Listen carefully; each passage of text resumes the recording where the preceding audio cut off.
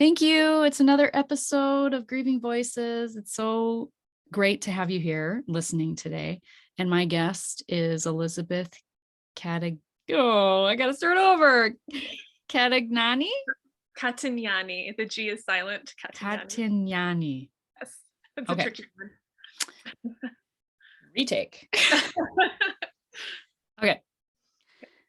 Thank you for tuning in to Grieving Voices. Today is another fantastic conversation with my guest, Elizabeth Catignani, and she is a certified creative grief coach, health coach, and author of Creative Grieving, A Hip Chick's Path from Loss to Hope. After several unexpected losses at the age of 27, she's passionately dedicated her life to helping others experience healing, joy, and purpose after loss. She established her Creative Wellness, a blog and online platform, as a supportive space for women to become empowered on their journey in healing and wellness from grief to hope. She believes in the transformative power of the human journey in our sacred stories. Through sharing her own story, she hopes to light the way for others seeking a healthy, heart-centered, and fulfilling life. Thank you for being here, and I'm on that train with you. Thank you so much for having me today. It's great to be here. Absolutely. So tell us a little bit about, first of all, people often find themselves doing work that they didn't project themselves doing, like, ever. Like, you can plan your life 5 years, 10 years ahead, or you have goals in mind, but life always throws wrenches and surprises, and sometimes even gives you things and gifts and experiences that are beyond your expectation or wildest dreams. But sometimes, we have experiences that really shape and change us and bring us to a new path. And that's where you have found yourself. And so let's start with, I'm curious what your goals in life were before these losses that you bring you to Grieving Voices. What was your life like before? Well, I had been a teacher prior to my losses, and I was actually in the process of getting my master's in counseling. I had known I'd always wanted to work, particularly with women, um, just around mental health issues. And so it's kind of interesting how I was already a little bit toward on this path of wanting to help others and um, work with women through life transitions and healing.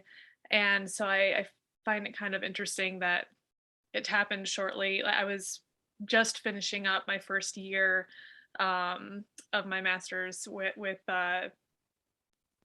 this program, and all of a sudden, shortly after that, is when my losses happened, and which completely turned my life upside down. Prior to that, I'd had a pretty typical, go through school, meet my husband, get married, and so up until I was about 25, I hadn't really understood or known real trauma in my life. And I'm not sure where to go from here. How to transition that. I'm gonna have to edit this out. But what changed? Well, when I was having my firstborn, I had gone through a very normal, healthy 9-month pregnancy, and I was 25, I believe, 25, 26. Um, and on my son's due date, he, after about a 14-hour labor, he died from a court accident. And that was absolutely, I mean, life shattering. And uh, it was just the biggest shock upheaval in my life. Um, and my husband and I really had to, find a way together to grieve that loss. And we were working through that process a little bit. I had started going to support groups and counseling, and he had his own way of grieving, which he was in the military, so we he had a little different take on feelings and talking about them a lot, and so I found my own outlets to cope with my grief. And thankfully, we were um, fortunate to have a healthy daughter um, after we lost our son. However, when she was only about 5 months old, he was deployed. Um, he was in the special forces in the army, and he owed the military one last deployment. And only about 6 weeks in to he was serving in Afghanistan, um, I got a call that he had been injured, and shortly after that, I was flown over to Germany. It was something he couldn't recover from. He had been um, killed on a mission, um, and I was there with him for his last moments. But I had to leave my our baby girl back in the States with my family, and I couldn't believe yet again. I mean, I was just like, what are the odds? What is wrong with me? Why me? Um, Within an 18-month period, losing both a son and then my husband, who had been my rock through grieving our son. We had that shared grief, and then to lose that person who could understand that loss better than anyone. I mean, it was just I was like, how do I grieve both of these together? It was impossible. So that was about I was 27, so that's almost about 13 years ago now.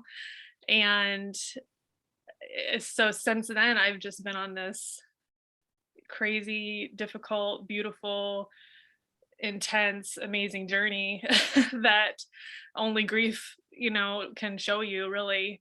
Um, and shortly after his death, I moved to Charlotte, North Carolina, and I decided that I wanted to really work with other women who were grieving and meet other women who are grieving, because I felt so alone, so different than everyone else around me, and I didn't know how to move forward. So I did the first thing I could, was to think I need to connect with other people who can understand.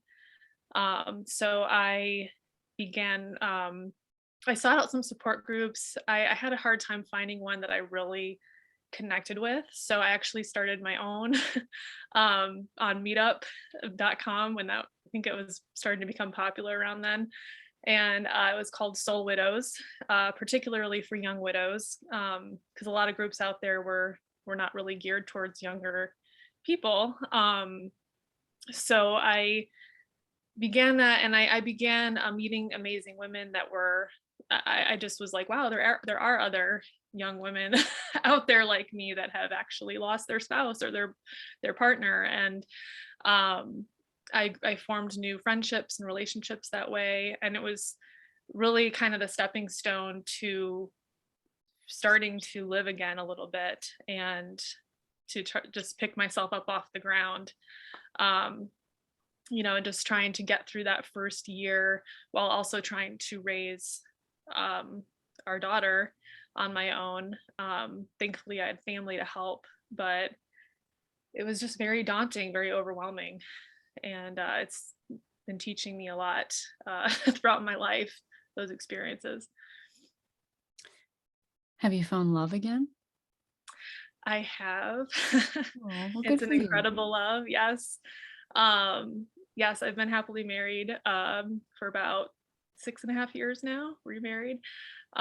We have a beautiful 5-year-old daughter as well. So I've got um, my oldest is now 13, and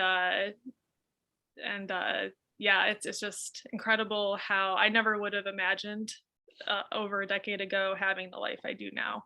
Um, Having been able to find love and create the family that I always dreamed about. Because at one point it seemed literally like it would never be possible, or I could never risk getting hurt again or opening my heart again.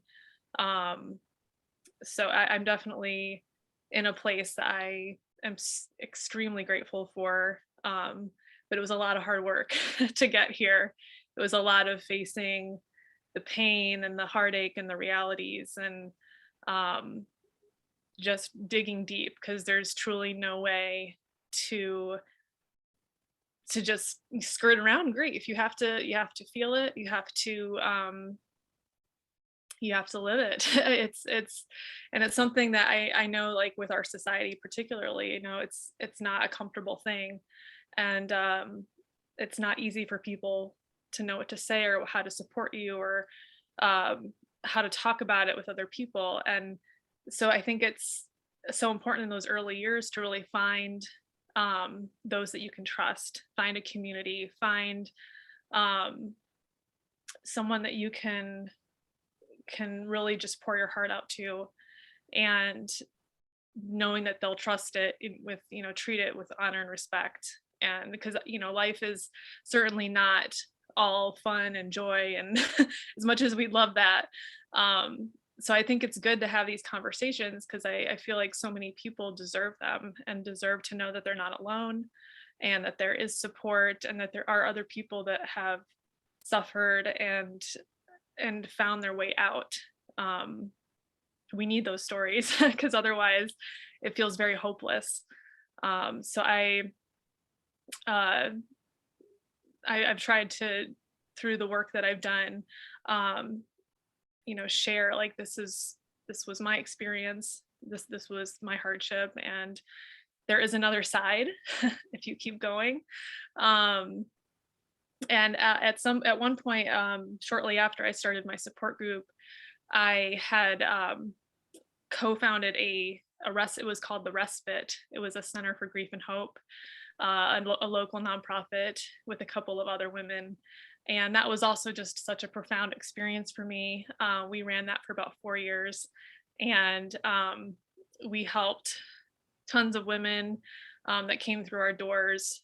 We provided counseling services and support groups, and um, that was just it was just such an uplifting experience to feel like I could take my story and turn it into something beautiful by giving to others, like being of service. Was such a huge piece to just finding purpose again, and feeling value, and feeling like worthy. Just even if it was helping one or two people at, here and there.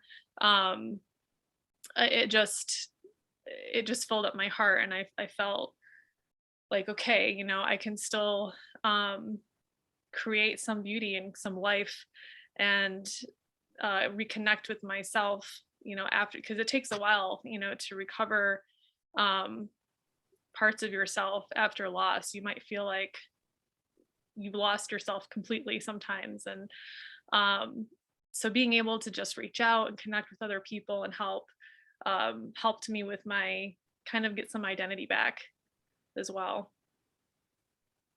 What do you think you discovered about yourself through those years of healing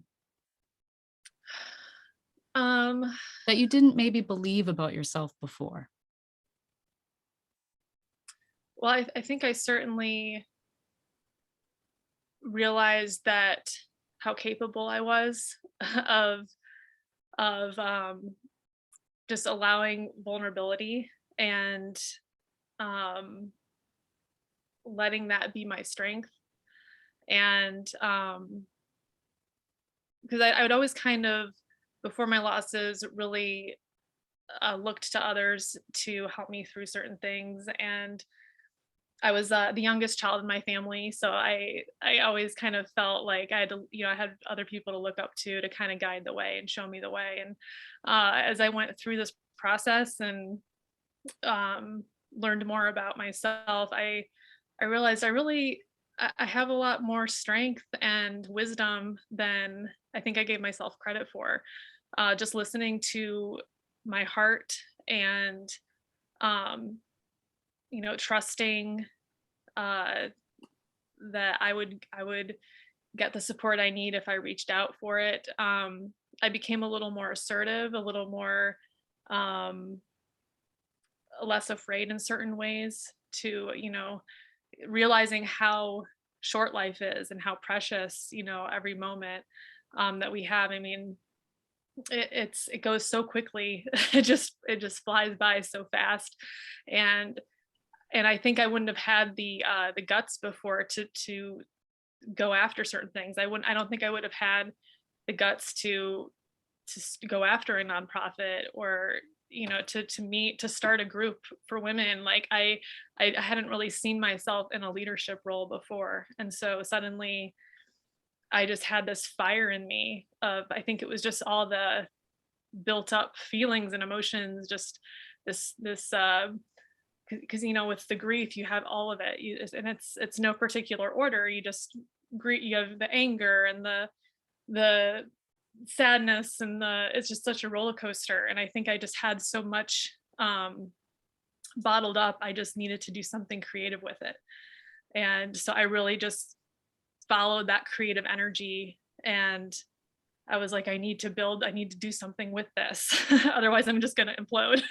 So being able to channel that into something that could hopefully empower other people on their path, that just became such a light for me, and it just filled me with a lot of hope, and it brought me a lot of peace and joy, um, especially through those earlier years. And it brings me a lot of deep peace today to still be able to help in any way I can.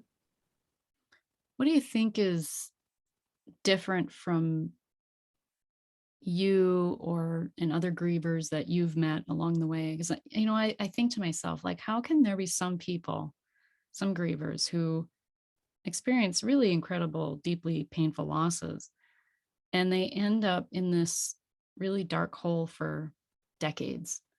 And then Mm, you have this other person who seems to, from the outside, like bounce back, and but not like bounce back, because I hate that. I hate referring it to that way. But like you said, like there's like a shift, like there's mm. like the light switch goes on in your brain, and you just choose differently for yourself.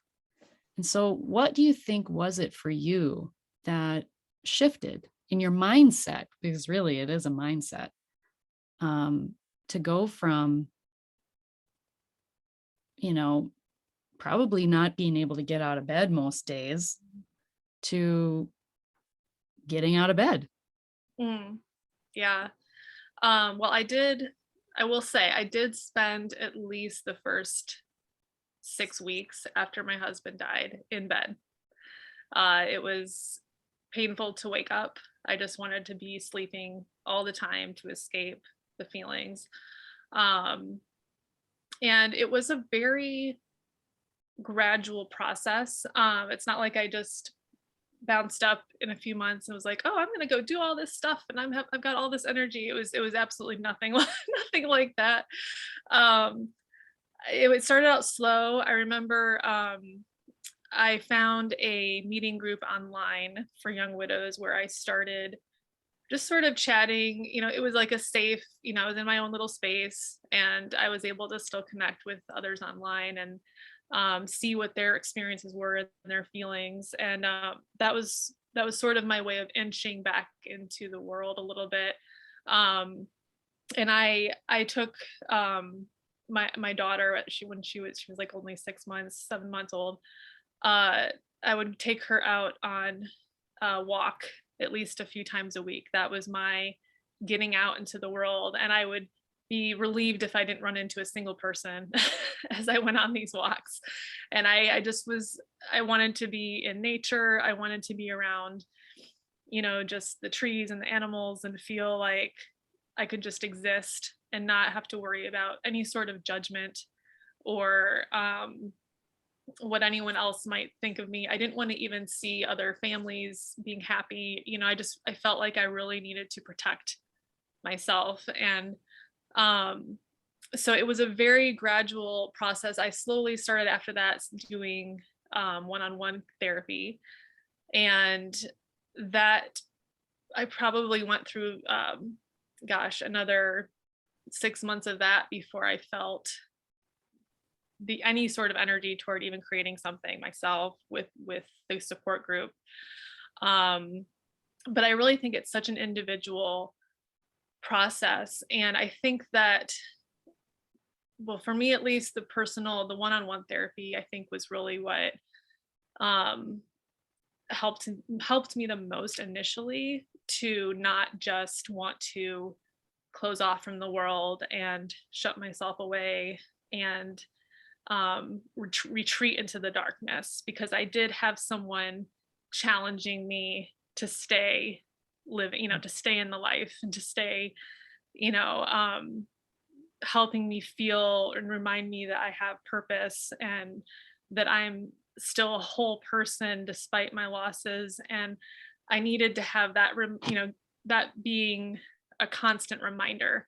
Because if you don't have someone rooting for you or allowing you to process, I don't think I think it's a lot harder to get out of that state of just complete defeat, and just feeling like allowing the loss to almost just fully encompass you, and um, to not see the other side, to get into that darkness. So I think finding that support early. I remember my sister found me my therapist because I wasn't looking. I I was in bed, and she found her for me. She said, I think you should go try to see this woman and see what happens. And I was like, okay, you can drive me, because I was so overwhelmed I couldn't even drive myself places at the beginning. So I literally had my sister take me to my counseling appointments to start with. Um, so having that push was very, I think, helpful and necessary early on. Um, and eventually, that evolved into the support groups and meeting other people. But I mean, I've met women, in the support groups I ran. There were some widows that would come in and they would say, my husband died 5 years ago, and I'm just now ready to talk about it. And I'm just now ready to share my story. And they hadn't felt that they had a safe space to do that before that. So it's really such an individual process. I know they all say, the first year's foggy and then second year's this, and but I mean, it's very personal. It depends on a lot of circumstances, and what kind of support you have around you. And and I was so grateful that the women had showed up that had waited a long time, because they found a lot of healing after um, just having all this stuff bottled up for so long. So there's no right or wrong way to grieve. There's no handbook that can say this is where you should be on this date, or this is how you should feel at this point. And I think it's just so important to give ourselves grace for that. But I think it's just so important to, at some point, reach out for help, especially if you do feel like you're getting into too much into the darkness. Because it's there. There are amazing resources out there. And to piggyback on what you said, because it took me over 30 years, so that's my personal experience. But anybody that I've ever worked with, man, I wish I'd have done this sooner. Because if you really think about it, it's never too late and it's never too soon to like work through your grief. And although I completely 100% agree, there is no timeline and time just passes, it's what you do in that time. And I think what I think about is the opportunities, the life that you miss when you spend your days in fear of what going to that place will be like. And I think that's what keeps people stuck, is the fear of what that's going to feel like, what's going to happen after that. Like, okay, I work through all this stuff, and then what? And I think that's really what keeps people stuck in their grief. I totally agree with that. I absolutely agree with that. And I still, certainly I struggle with anxiety to this day. I always have fears that something will happen to my loved ones, to my children. It's very, very easy to go to those places in my mind. Um, and so it's really been a lot of personal work with a lot of almost, when I find myself going there, going to tools that I've learned, whether it's an affirmation or um, breathing, or maybe I have to make a phone call. I still have a life coach to this day that I absolutely adore, and I speak to her once a week. And just getting back to a place that feels safe and grounded. My affirmation for this year was I am safe. And especially with this pandemic we've had going on, I mean, that of course adds another layer to anxiety. And there's been so much loss over the past few years. There's so much suffering right now, and it's easy to get caught up in that energy and to feel overwhelmed. And just on top of that, so many of us have been isolated. I've been basically a stay-at-home mom the last couple years, during this whole thing with my kids and not seeing many people. There was a time I wasn't seeing much family, and that can really just heighten that anxiety and that fear. And so finding places in my, creating a space around me that I feel comfortable in, having books that I can turn to that are soothing, having podcasts that I can listen to support me, getting out and taking a long walk, or getting some form of movement, moving the body. There's just so many incredible ways we can channel channel that fear and channel that anxiety, so that it doesn't overwhelm um, and take over. So that's something that I have certainly spent years working through, after my losses. And it still pops up, very frequently. And um, so I'm always sort of looking at new ways to manage it. And there's nothing wrong with that. We all have to find, kind of stay creative with our resources, and, like, maybe something will work for a little while, and then you'll find, okay, it doesn't work for me anymore, so I need to try something else.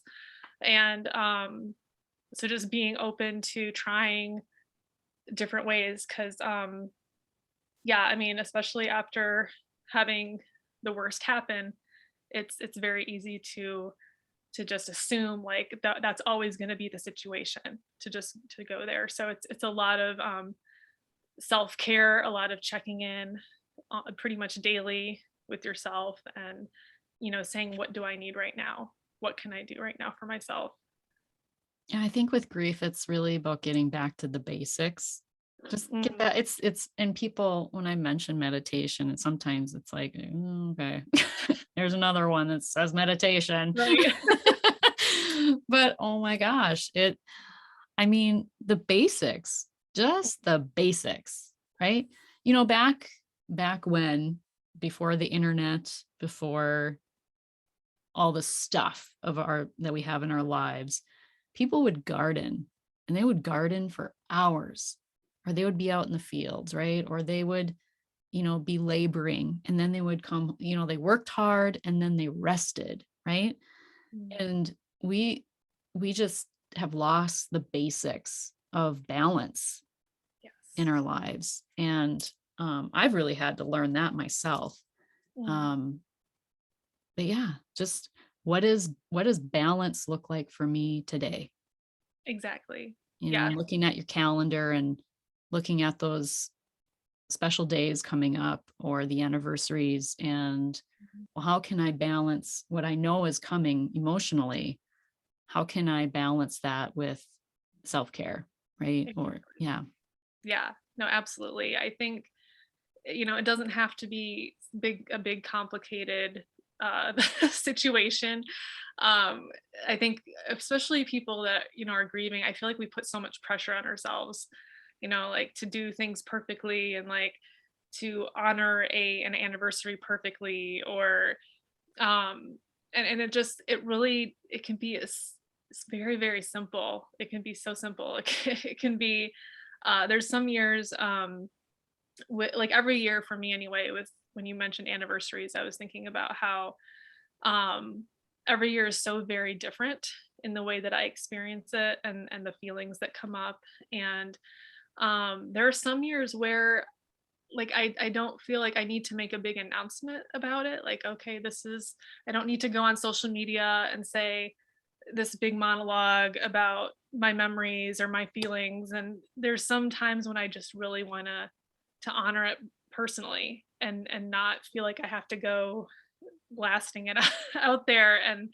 Um and and I feel like sometimes some of the women I've met, they feel like they have to honor them a certain way, or and some people love that. Some people want to do the balloon release, or they go to the memorial site, or um they write poetry in their honor. And it's whatever serves you. It's whatever you need to help you through that day, and that you can honor your loved one in a way that feels right for you. And I used to feel so much pressure, and the anticipation would just overwhelmed me. And I realized, why am I doing this? I don't need to prove anything to anyone.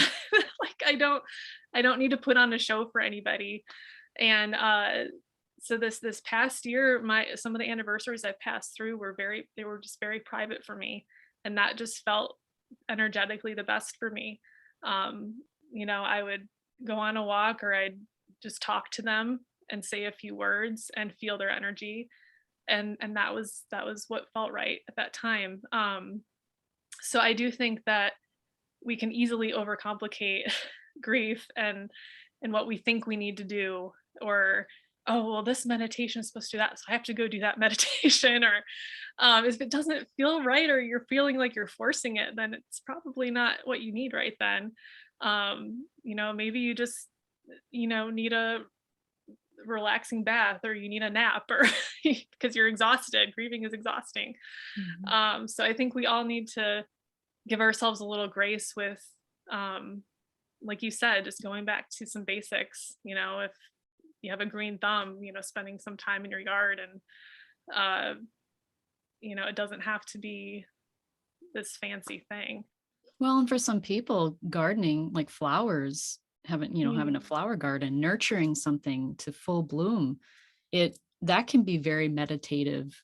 It can be a meditative experience for someone too, so meditation is not just let's sit upright and right. it doesn't have to be so It structured is like very that. true. There's so many different ways to do it, and there's no right or wrong way either. And um yeah, if you have trouble turning off the monkey brain, well, it's a practice. Yeah. It's not going to happen the first time. And then you think you're doing it wrong. And then you're judging yourself and shaming yourself. And then you don't do it again. It's a practice, just like everything is a practice. Self care is a practice, Yes. committing to it is a practice. And um, I had a question there and it slipped my mind.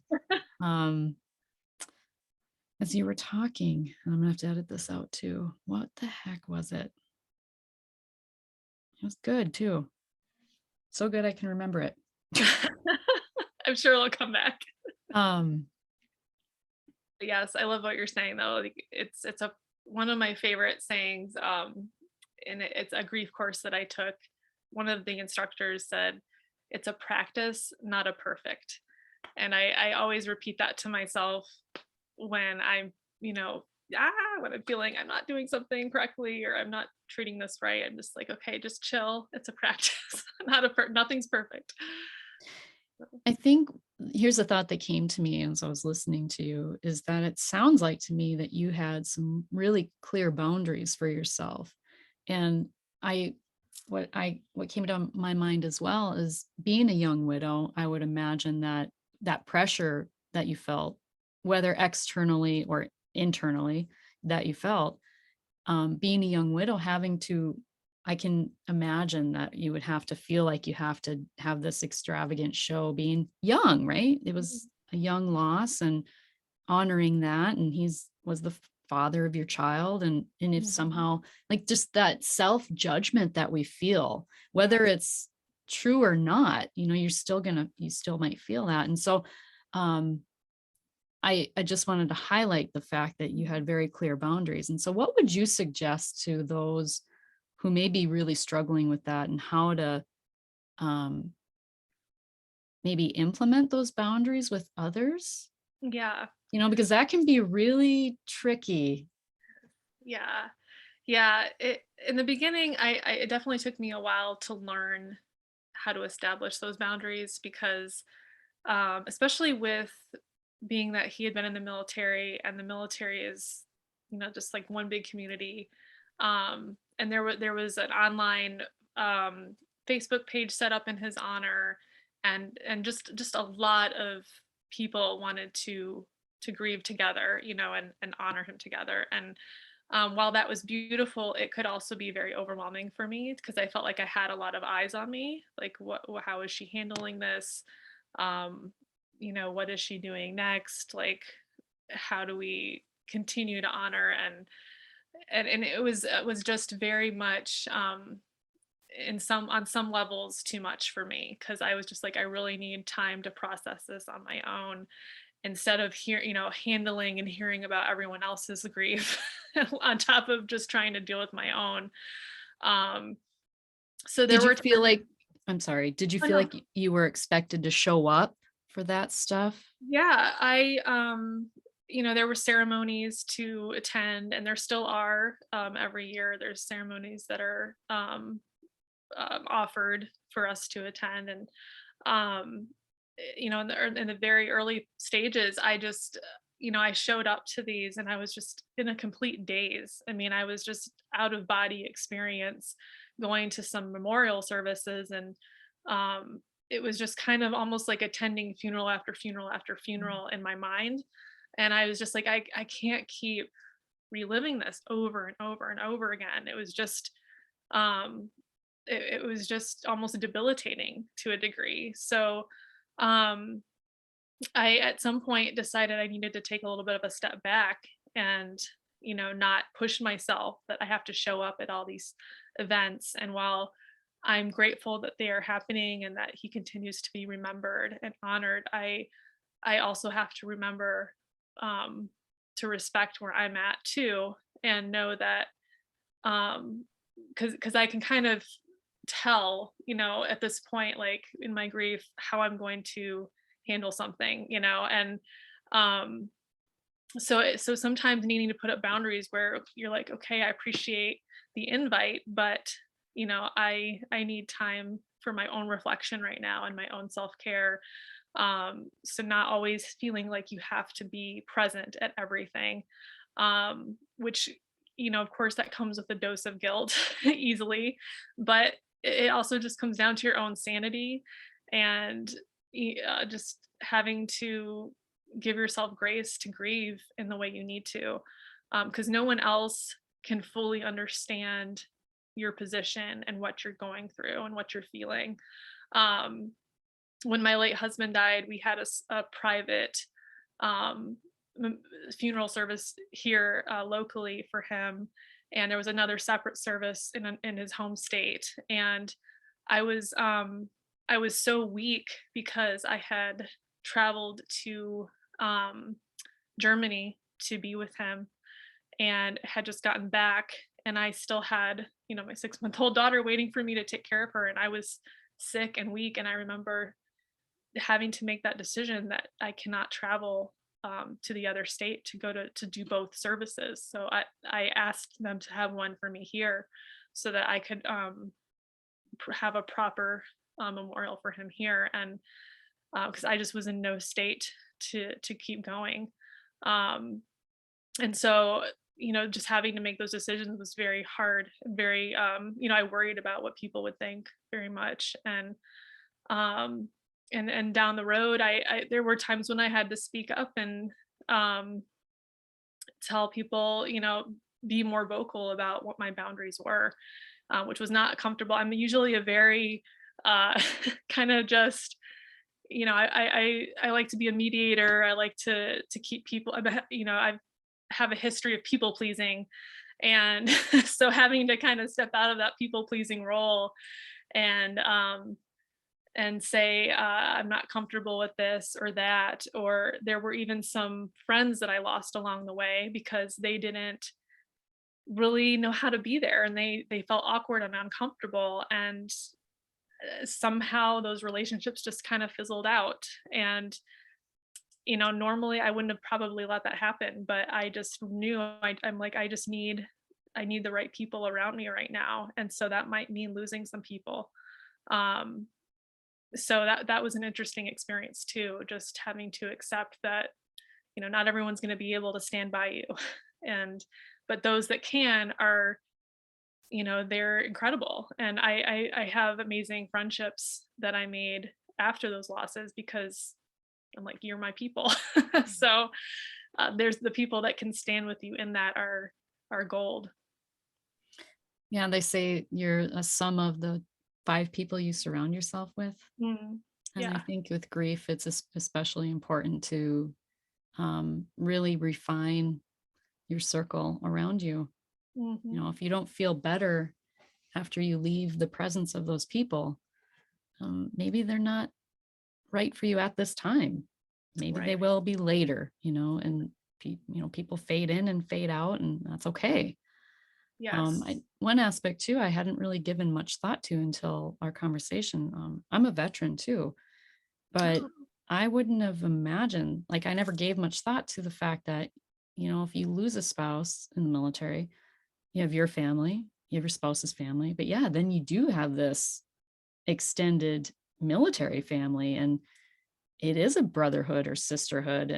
And so, yeah, I just never really thought much about that and how that could influence,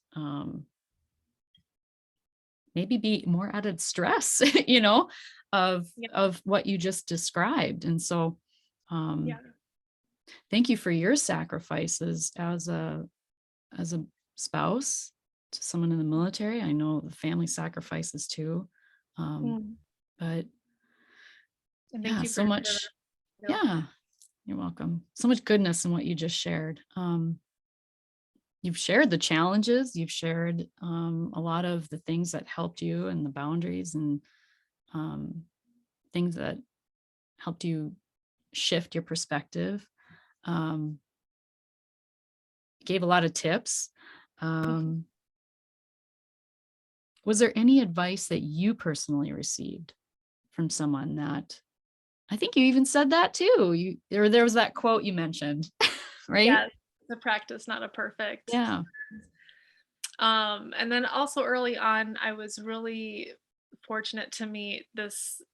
She was my first friend that was also a widow. She had lost her husband probably, I think it was just a few months before mine had died. So we were around the same time period as far as that. But um, she she just really gave me permission to be where I was with what I was feeling. She reminded me to, if I just needed someone there with me and they didn't have to say anything, if I just needed a presence, that she would do that for me.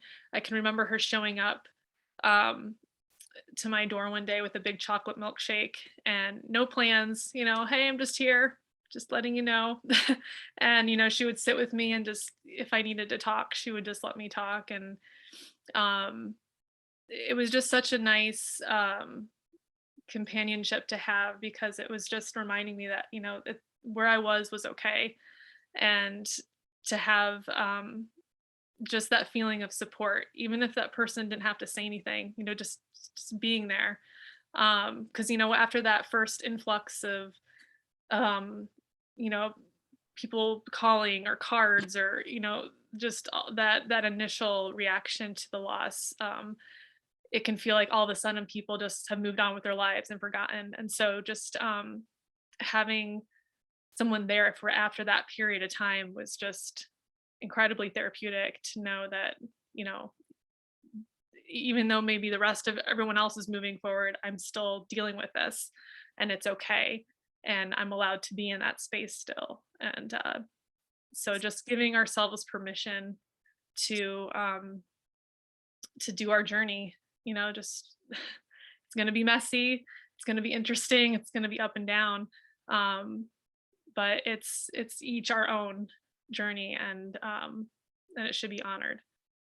Yeah, and we all grieve at 100%. There's no half Yeah, grievers. And I'm yeah. curious what was the difference or similarities too between the grief that you felt after the loss of your son versus the loss of your husband? Um, I don't think there was a huge difference other than it just felt like an additional emptiness, because when that person leaves, it just the whole world feels empty, and I can just recall that sense of just complete loneliness and emptiness, because having had that shared grief with my spouse and then suddenly not even having him to talk to about the death of our son anymore, to have that one person that could really connect with you on that intimate level of shared grief, that was just like another just complete stab to the heart. So I don't think there was a lot different other than just feeling that additional, those all those extra losses. Because with the main loss, you just lose so much so much else. There's just so many layers of loss that goes along with it that you wouldn't have even considered. Um, but yeah, just feeling like um, just that emptiness.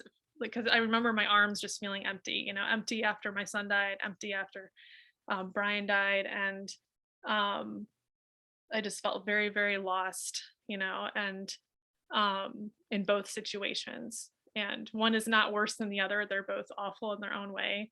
Um, and so it was just, okay, starting over again.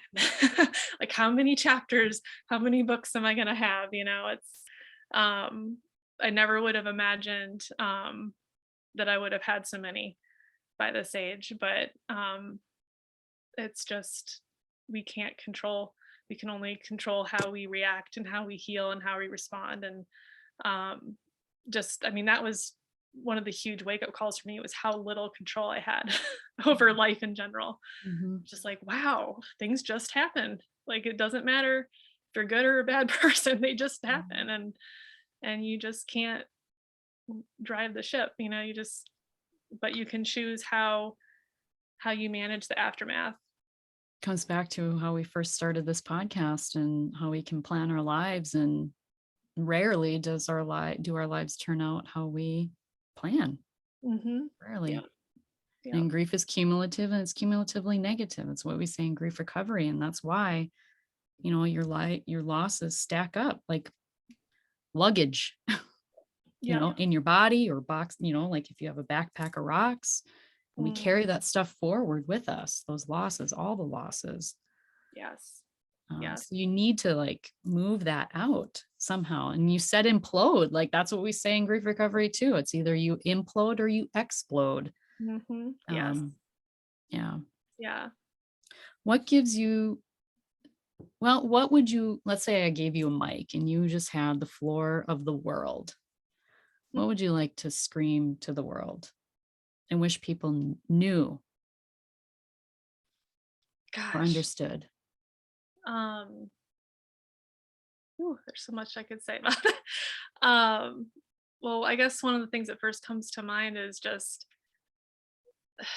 life is just so short, and if we spend more time in just the space of love and gratitude, and um you never know what tomorrow's going to bring. You never know what's around the corner, and um just really holding on to the small moments. I mean, that's really where I find a lot of my joy these days. It's just those, little moments, whether it's my daughter giving me a hug, or saying I love you, or um it's not about like what you do, or who your title, or um whatever projects you're working on. Life is now. and and it's just who you are that really matters, and what, what energy you give to the world, that truly matters. Because we're all in this, I feel like we get so caught up in like do, and like have to do things a certain way, or we're always comparing, or we get so wrapped up in uh, social media and comparisons, and other people's lives, how they compare to, and it's just such a waste of time. It's just, you're just being in the now is such a challenge these days. But I think it's just so important to find those moments throughout the day to ground yourself and to remember where you are, and who you are, and um creating those connections with the people you love the most and that mean the most to you. That's um just getting to the heart of life. I feel like, just being aware of those moments. Because it's just, when I look back, I think the most random small moments are what I hold on to, like just memories I never would have thought would be a big deal. But it's not, nothing grandiose. It's just um so just remembering to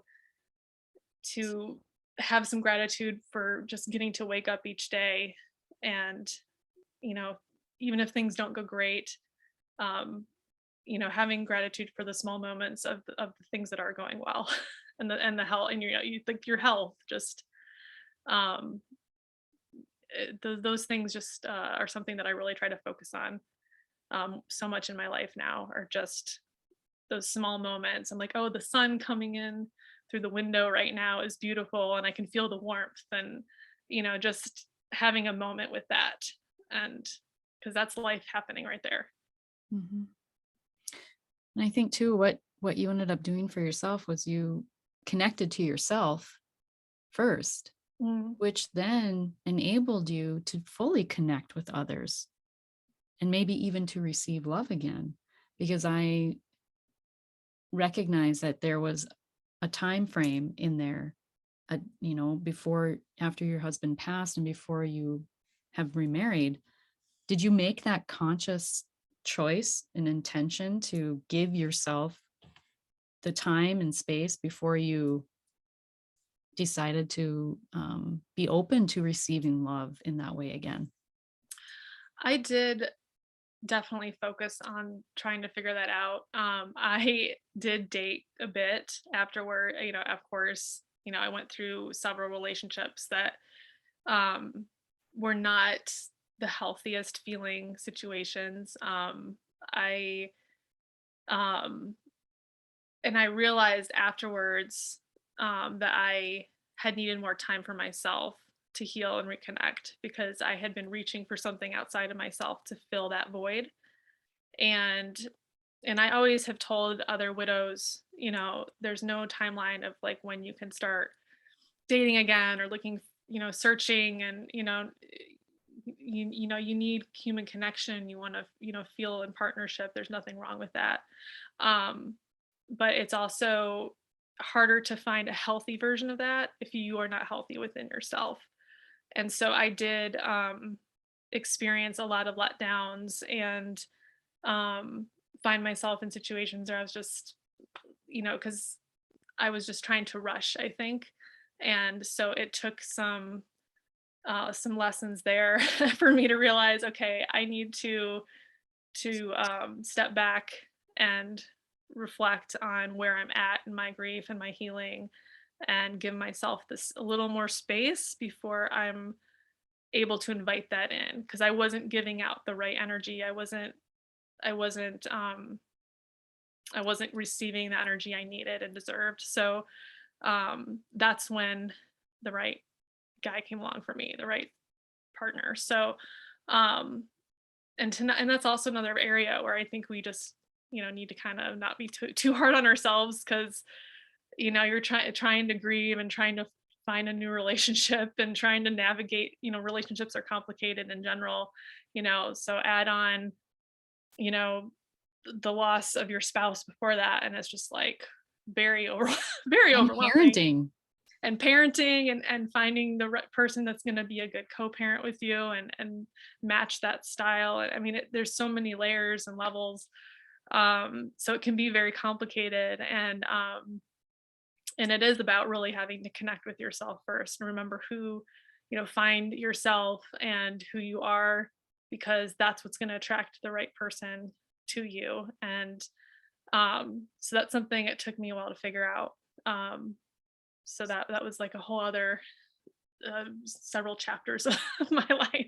Figuring that out was it's like, oh my gosh, I have to go back into this dating world again. Nobody wants to have to do, I just remember dreading it. And but yeah, after I um gave myself a little more space and paid attention to what I needed, I was able to find a healthy relationship again. So you intuitively knew because you were dreading it, right? And we Yeah. don't listen to those calls in our bodies. Like your Mhm. voice in your head was saying, no, not now, not yet. You're dreading it. You're not ready, Yeah. And so we just try to push that voice down, that intuition. Yes. And how do you get in touch with your intuition is you connect to yourself. Yes. And so Exactly. definitely the word that comes up for me when I heard you say where I heard you talking about that is patience. You just have Yeah. patience with yourself Yes. in the Yes. process. Yes. Yes. And patience has I've always had a struggle with patience in my life. Many of us Um, do. Many of us do. And especially in grief and especially with losses so close to each other and mhm. really the loss of a child. I just had a conversation yesterday with a woman. I was crying the whole time. Um, Mm. it's I can't even imagine. I have 3 kids. I cannot imagine. And nobody wants to. Nobody No, wants to. no, you And that's why it can be so uncomfortable for so many people um, to put themselves in those shoes. And I yes. think that's why so many relationships or friendships do fall away because it's Mhm. like a mirror to them, you know, Yes. Yeah, nobody wants to have those thoughts or to know that that can be a reality, and, I can't really blame them for right? that. Um, so yeah, so, finding, being able to find a partner that could, be strong within himself to know my story and to accept, because because afterwards I was like, gosh, who's gonna want me with all my baggage and this story that I have and all this heartache? And I mean, that's a lot. I was like, and this, I'm a single mom. That's a lot for somebody to take on. And I was like, who's gonna want this? And I had to learn that, that those things were not my fault, and this was just my story. There were things that happened to me. It didn't mean that was who I was, or that, I was a terrible mess or anything. It was just Mhm. honoring that this had been my journey, and um that I was doing the best that I could, and to just, just be in honor of that. And and it's possible. There's people out there that are, the man I'm married to, he's got a huge heart, and is just fully is comfortable within himself, and can completely, honor, this was my story. I can talk about my late husband and not feel awkward about it if it comes up. And because there's still um times throughout the year where the military reaches out and invites, here's the dog, invites me to events, or my daughter's enrolled in some programs for children that have lost a parent. And we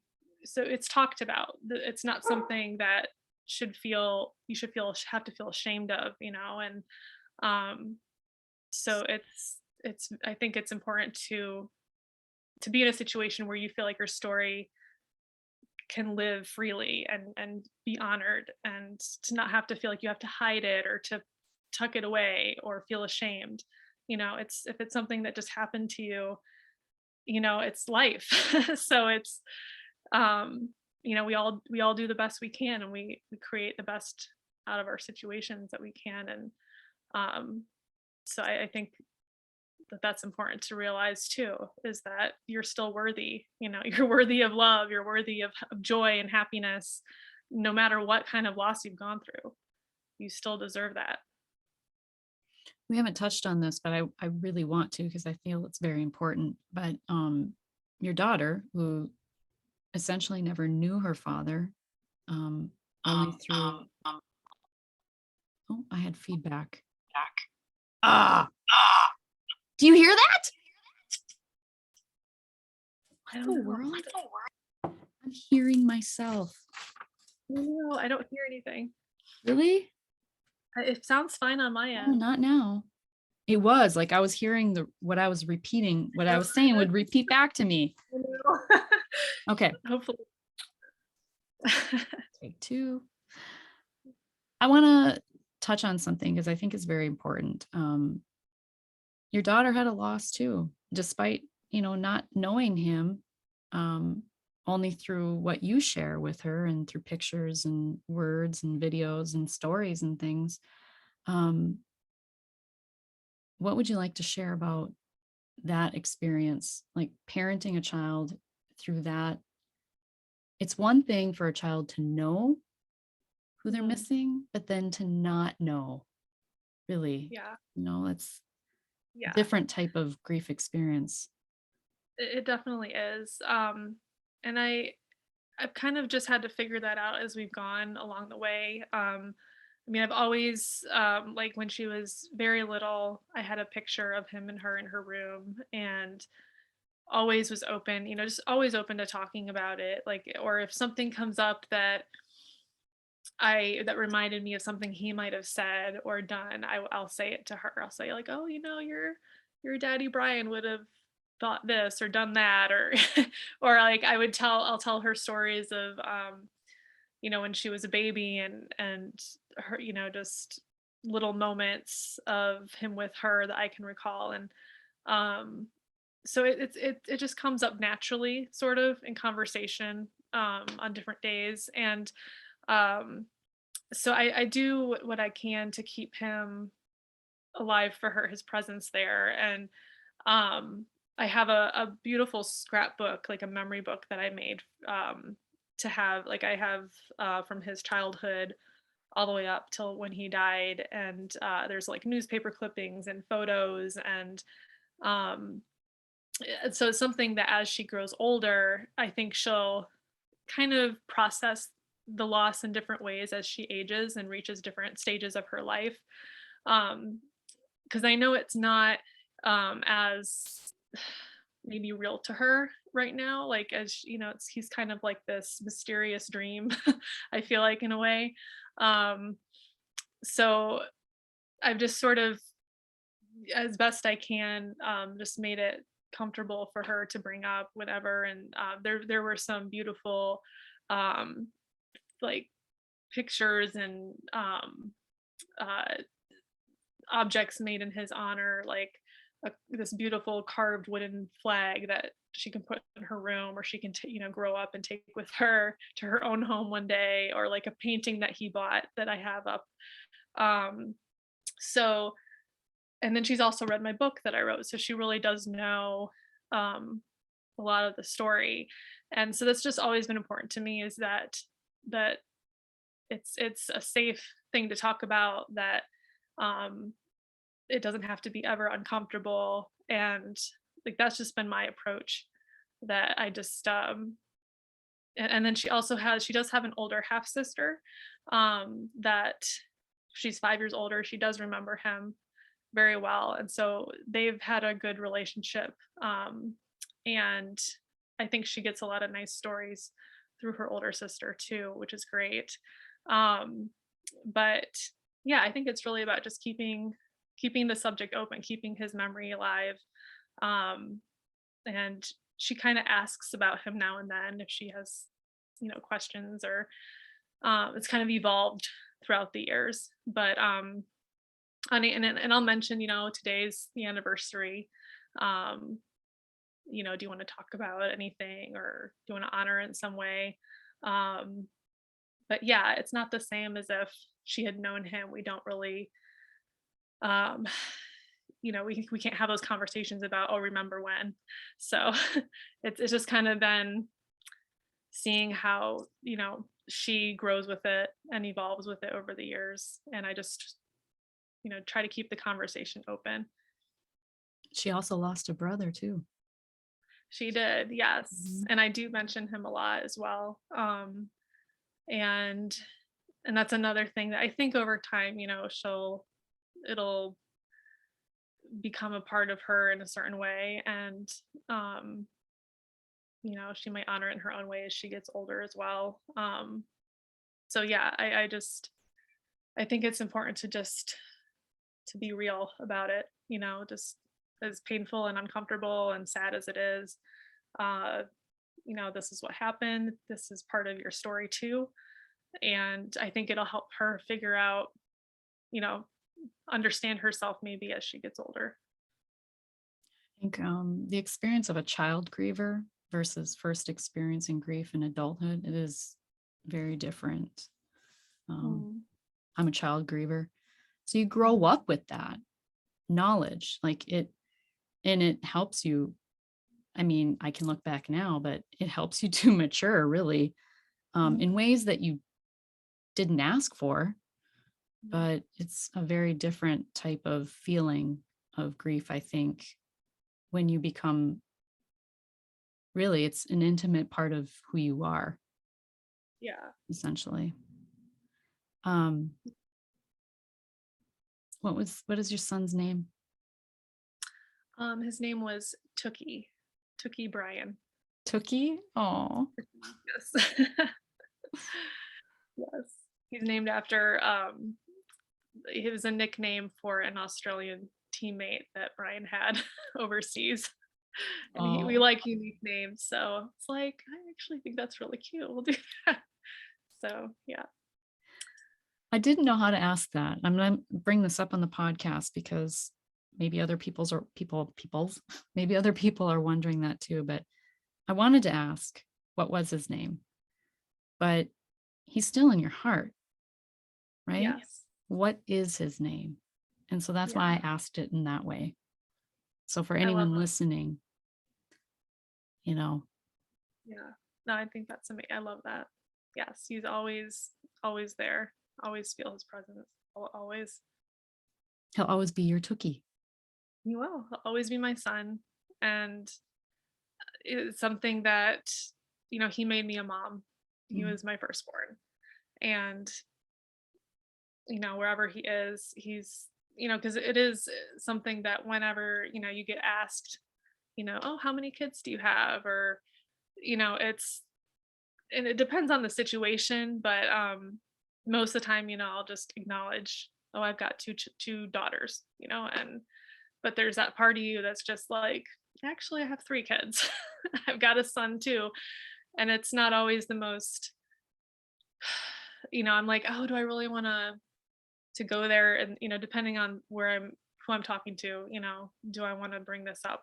Because it's kind of instantly like, oh, like a little bit shocking to whoever you're saying it to. And so that is a sadness that I carry, that yes, people see me with my two children, but I really have three, and that'll always Mm. sting in my heart. And because yeah, I want him to be acknowledged. And yeah, it's like, how do you just, if you're in conversation with somebody out of no, you don't really know them.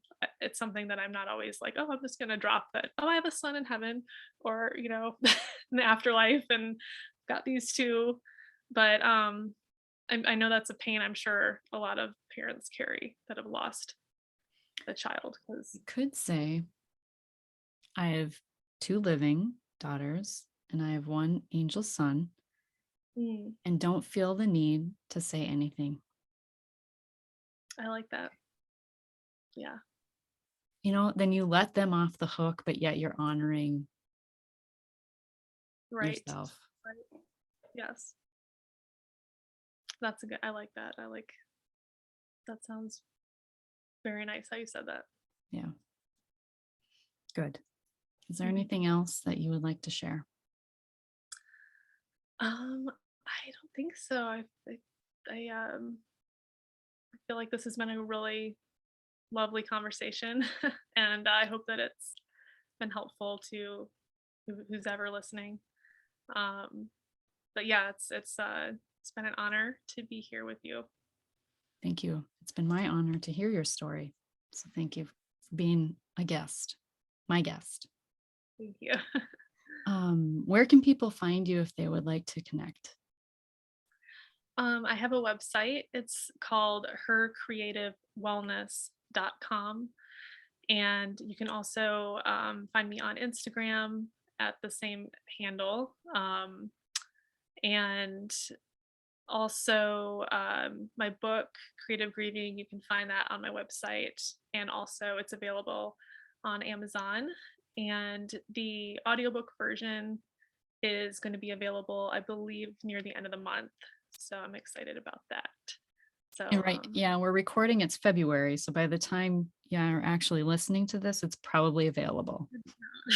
yes, that'll be Um, great.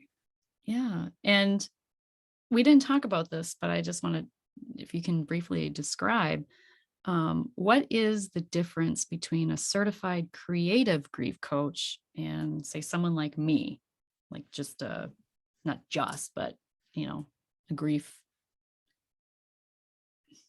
I wouldn't say I'm a coach either. I don't know what I am. Grief guide. I don't know, but what is the distinction, I guess, if you could share? Um, well, for so what we really focus on is with the creative side of expressing your grief, different. And it's interesting because I know some people may feel like they're not creative at all or have a creative bone in their body, but I truly believe that you're like anybody has creativity within them, and it doesn't mean you're an artist or you have to be um you know focused in any medium or anything, but just finding different ways to process your grief, and it can be through different techniques, like whether it's through a diagram or a drawing or colors or um, doing something outside, processing it through movement. um, it's really about trying different um, tools and seeing what fits for you. But there's just so many ways we can channel our grief, and I'm always looking for new, unique ways that resonate um, with me and that might help someone else. Uh, because it really is a mind, body, spiritual experience on so many levels. And so, really addressing all those different areas of our being as a whole, through this integrative process, I think is very important, because we really do hold, we can carry it a lot in our bodies. We can feel it, our aches and pains. One of the women that used to work at the respite center, she was a grief massage therapist, so she specialized in helping people that had gone through loss, and she had a very specific technique for giving them a massage that was very in tune with certain anxieties they might have, or fear of touch that they might have, or setting the mood a certain way with music or lighting and things like that. So um, just approaching it differently. So it's things like that that I find amazing, and that they're even available, because there are so many different ways to express yourself through your healing. And like for me, like this past year, I really got into photography, and I took a photography course online, and I just found this amazing piece in like capturing flowers and different seasons, and just working with color, and it just being able to capture memories in that way. So there's just so many unique outlets that we might not typically think about when we can process what we've been through, and also to find joy in the moment. And um, so yes, I really like to emphasize that we're all creative in some way, and that using our creativity is a very I think it's a really important way that we can help ourselves on our healing path. And it's a muscle that you have to flex. You have to Yes. like use it in order to like let it come out. Exactly. Yes. Yeah. Um, Actually, there was a traveling project that was going to the different military outpatient clinics. And I had seen it when I had a doctor's appointment at the VA one time. And what it was veterans would um, have like do like a paper mache of their face, like an imprint, and Yeah. they would paint the face as a reflection of what they were feeling, like Oh, that's the amazing. face that they presented to others. Like, what does that look like what am I Wow. how am I showing up with this pain on my face? That's It was amazing. I just got goosebumps again thinking about Uh, it because yeah. especially with military service, it's Mhm. loss and there's so much loss. Um, Yes. Yes. yeah, I just thought it was a Sure. brilliant idea for a project. Wow. That's really that's incredible. Yeah. I mean, I could That's see a that with like trauma victims. Mhm. I mean, even Yeah. just any grief, right? Just any kind of Oh, grief. yeah.